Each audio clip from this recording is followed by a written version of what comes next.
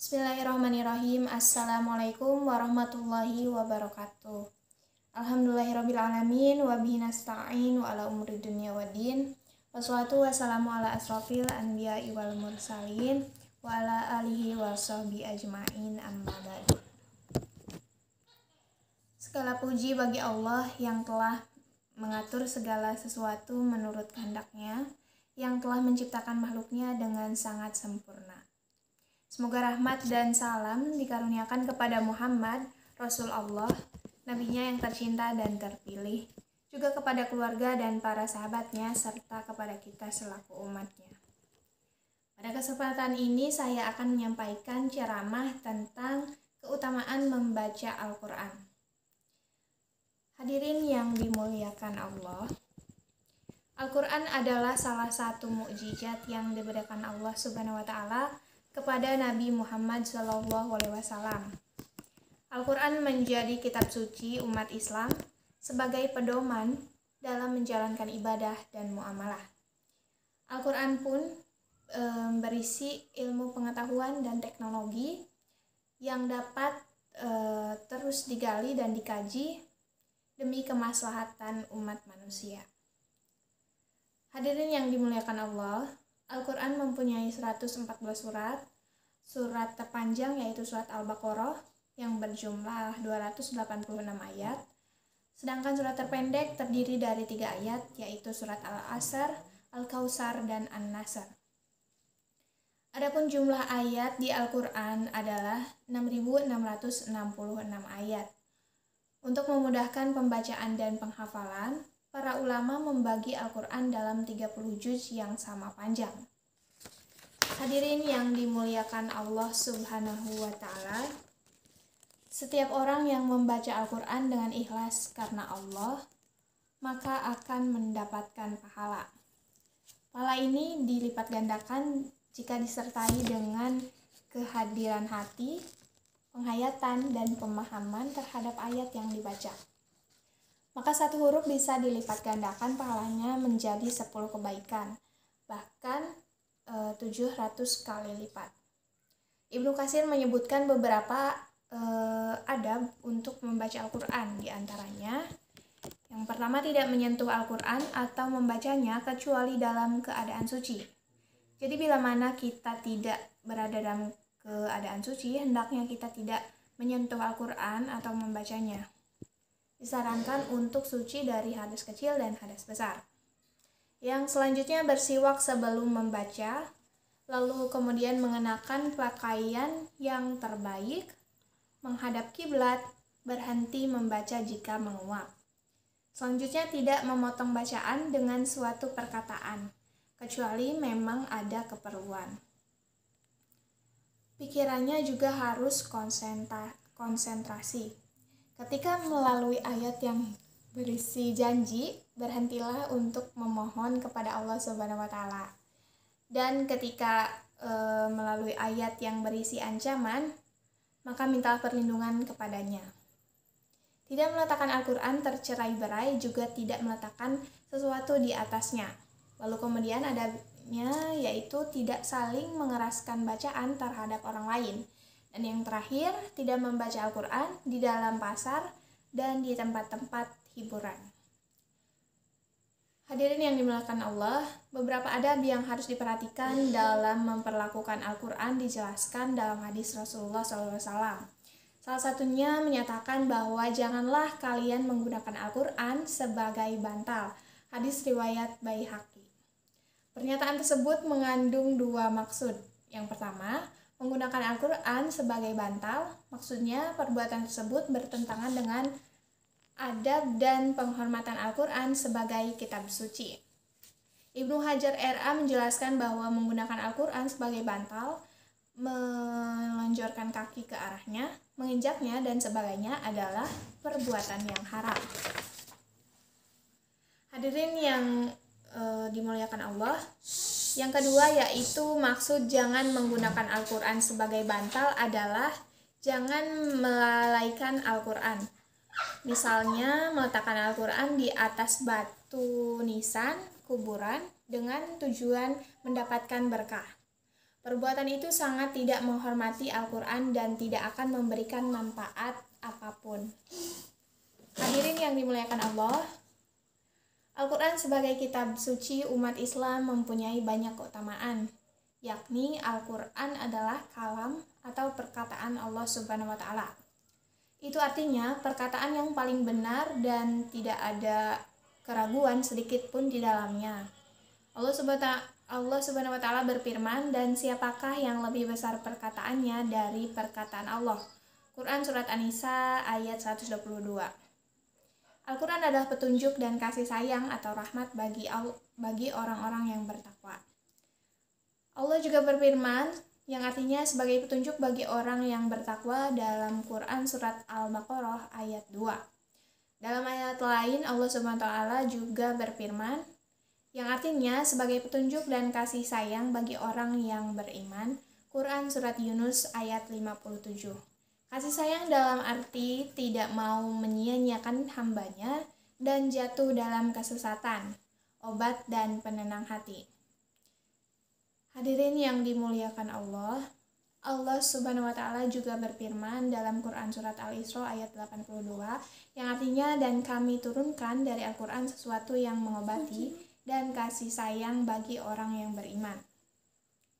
Dalam ayat lain Allah berfirman, yang artinya, wahai manusia, sesungguhnya telah datang kepadamu mau'izo atau nasihat dari Tuhanmu dan penyembuh bagi penyakit-penyakit dalam dada dan petunjuk serta rahmat bagi orang-orang yang beriman.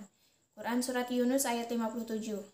Al-Quran mencakup segala sesuatu yang kemudian Allah juga berfirman, tiadalah kami alfakan sesuatu pun dalam Alkitab ini, Al-Quran, kemudian kepada Tuhanlah mereka dihimpunkan. Quran Surat Al-An'am ayat 38. Maksudnya, Al-Quran mencakup hukum atau tentang halal dan haram, kisah, berita gaib, nasihat-nasihat, perumpamaan-perumpamaan, bahkan mencakup kaidah-kaidah ilmiah yang tetap atau pasti. Hadirin yang dimuliakan Allah, bagaimana sikap kita terhadap Al-Quran? Sebagai seorang muslim, kita harus bersikap sebagai berikut. Yang pertama, membaca Al-Quran. Rasulullah SAW bersabda, bacalah Al-Quran maka sesungguhnya Allah akan menjadi pemberi syafaat untuk ahlinya atau pembacanya di hari kiamat. Yang kedua, menghafal Al-Quran.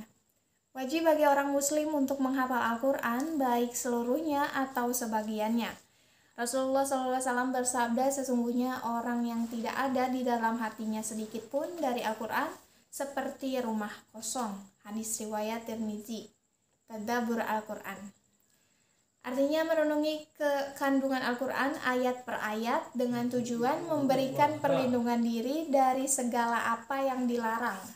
Mengamalkan Al-Quran, yang kemudian setelah membaca, menghafal, dan mentadaburi Al-Quran, langkah terakhir itu adalah mengamalkan Al-Quran. Dengan mengamalkan Al-Quran berarti mengamalkan ajaran Islam itu sendiri. Aisyah berkata bahwa akhlak Rasulullah SAW adalah Al-Quran. Al-Quran yang kita pelajari dan kita baca tidak akan lengkap kecuali mengamalkannya, karena Al-Quran di hari kiamat bisa menjadi penolong atau penghujat kita. Dalam artian, Al-Quran yang kita baca, kita pahami, dan kita amalkan akan menjerumuskan kita ke neraka. Hadirin yang dimuliakan Allah, 4 sikap ini harus dimiliki oleh setiap muslim agar Al-Quran selalu menjadi panutan dan tuntunan dalam hidup kita. Kita harus menjadi generasi Qurani, penerus perjuangan Rasulullah SAW sampai akhir zaman. Kemudian, keutamaan membaca, mempelajari, dan memahami Al-Quran. Nah, apa saja sih keutamaannya? Berikut beberapa hadis yang menerangkan keutamaan membaca, mempelajari, dan mengamalkan Al-Quran. Dari Ibnu Mas'ud RA berkata, Rasulullah SAW bersabda, barang siapa yang membaca sebuah huruf dari kitabullah yakni Al-Quran, maka ia memperoleh suatu kebaikan. Sedangkan satu kebaikan itu akan dibalas dengan 10 kali lipat yang seperti itu. Dan tidak mengatakan bahwa alif lam mim itu satu huruf, tetapi alif adalah satu huruf, lam satu huruf, dan mim juga satu huruf. Hadis riwayat Imam Tirmizi. Dari Abu Musa Asy'ari RA berkata, Rasulullah SAW bersabda, perumpamaan yang mukmin yang suka membaca Al-Quran seperti buah jeruk utrujah, baunya enak dan rasanya pun enak. Dan perumpamaan orang mukmin yang tidak suka membaca Al-Quran seperti buah kurma, tidak ada baunya tetapi rasanya manis.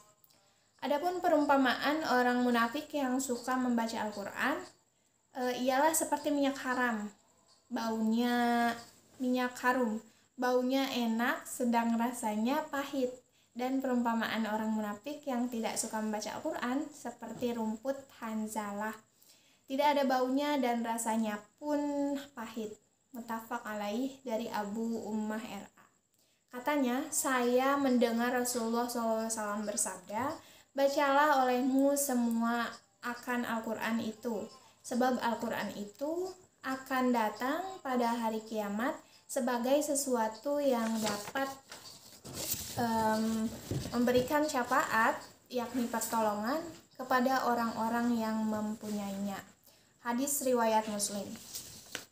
Dari Mu'udz al-Juhani RA berkata, Rasulullah SAW bersabda, barang siapa membaca Al-Quran dan mengamalkan isi kandungannya, maka kedua orang tuanya akan dipakaikan mahkota pada hari kiamat nanti, yang sinarnya lebih terang daripada cahaya matahari jika sekiranya matahari itu berada di rumah kamu di dunia ini. Bagaimana menurut perkiraan kalian mengenai orang yang mengamalkannya sendiri? Hadis riwayat Ahmad dan Abu Dawud. Dari Abu Hurairah RA berkata, Rasulullah SAW bersabda, belajarlah Al-Quran dan bacalah ia, karena orang yang belajar Al-Quran kemudian lalu membacanya dan menyebutnya di dalam sholat tahajud adalah seumpama sebuah wadah yang terbuka yang penuh dengan kasturi. Baunya semerbak ke seluruh tempat. Dan kemudian seseorang yang telah belajar Al-Quran tetapi tidur sementara Al-Quran berada dalam hatinya adalah seumpama wadah yang penuh dengan kasturi tetapi tertutup. Hadis riwayat Tirmizi, Nasal, Ibnu Majah, dan Ibnu Hibban. Banyak keutamaan yang dapat kita peroleh dengan membaca Al-Quran. Untuk itu kita harus belajar membaca dan memahami Al-Quran agar mendapatkan kebaikan daripadanya. Hadirin yang berbahagia, demikianlah mungkin ceramah singkat yang saya sampaikan. Mohon maaf jika ada kesalahan dalam menyampaikannya. Semoga kita selalu senantiasa selalu membaca Al-Quran, mengingat Al-Quran, mengamalkan Al-Quran, dan selalu membacanya setiap hari. Semoga apa yang saya sampaikan bermanfaat bagi hadirin semua. Saya akhiri, Allahu yahudu bi aidina ila ma fihi khairul lil islami wal muslimin. Wabillahi taufiq wal hidayah. Wassalamualaikum warahmatullahi wabarakatuh.